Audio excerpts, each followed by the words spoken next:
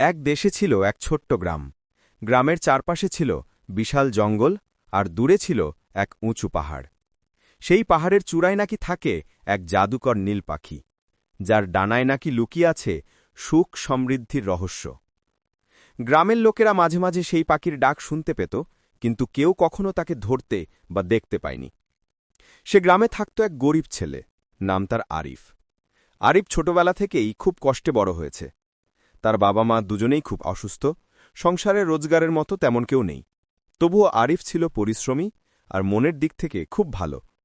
গ্রামের লোকেরা যখন তাকে ডেকে বলত, আরিফ, তুই আমাদের খেতে একটু সাহায্য করবি, সে কোনো দ্বিধা না করে সাহায্য করত। কিন্তু আরিফের মনে সবসময় একটাই আশা ছিল, একদিন সে সেই নীল পাখিকে খুঁজে বের করবে। কারণ লোকেরা বলত, যার হাতে নীল পাখির একটা ডানা আসবে তার জীবনে আর দুঃখ থাকবে না। একদিন সন্ধ্যায় গ্রামের মেলা বসেছিল। সেখানে এক বৃদ্ধা জাদু করে এসে মানুষকে ভাগ্য গণনা করছিল।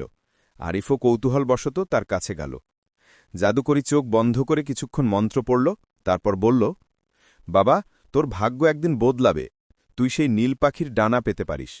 তবে মনে রাখিস, পাখিটিকে পাওয়া সহজ নয়। তোর সাহস, সততা আর ভালোবাসা দিয়ে তুই তাকে জয় করতে পারবি। আরিফের চোখে জলজল করল স্বপ্নের আলো। সে মনে মনে ঠিক করল, সে এই যাত্রায় বের হবেই। কিছুদিন পর যখন গ্রামে খাবারের অভাব দেখা দিল, আরিফ সিদ্ধান্ত নিল পাহাড়ের দিকে রওনা হবে।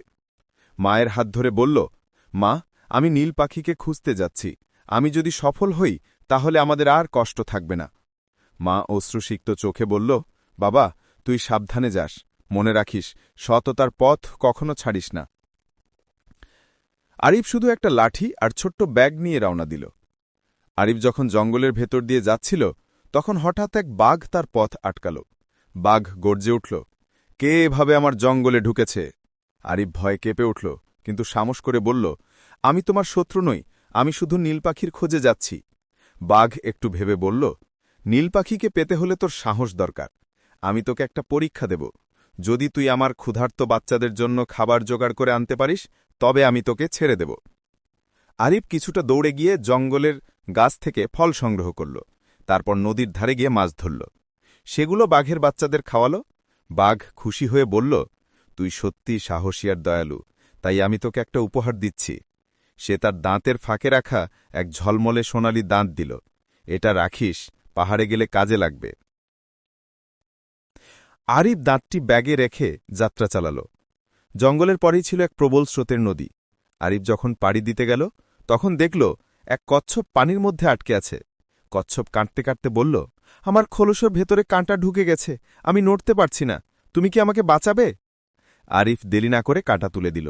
কচ্ছপ খুশি হয়ে বলল, তুমি আমার প্রাণ বাঁচালে, আমি তোমাকে এক জাদুকরি মুক্তা দিচ্ছি, এটা আঁধারে আলো দেবে। আরিফ মুক্তাটি নিয়ে এগিয়ে চলল। অবশেষে আরিফ পাহাড়ের পাদদেশে পৌঁছাল। কিন্তু পাহাড়ের ফটকে দাঁড়িয়েছিল এক ভয়ঙ্কর দানব। দানব চিৎকার করে বলল, কে এলো আমার পাহাড়ে ঢুকতে? আরিফ কাঁপতে কাঁপতে বলল, আমি নীল পাখিকে খুঁজতে এসেছি। দানব হাসল, নীল পাখিকে সবাই খোঁজে, কিন্তু কেউ পায় না। যদি তুই আমাকে হারাতে পারিস, তবে ঢুকতে পারবি। আরিফ তখন ব্যাগ থেকে সোনালির দাঁতটা বের করল।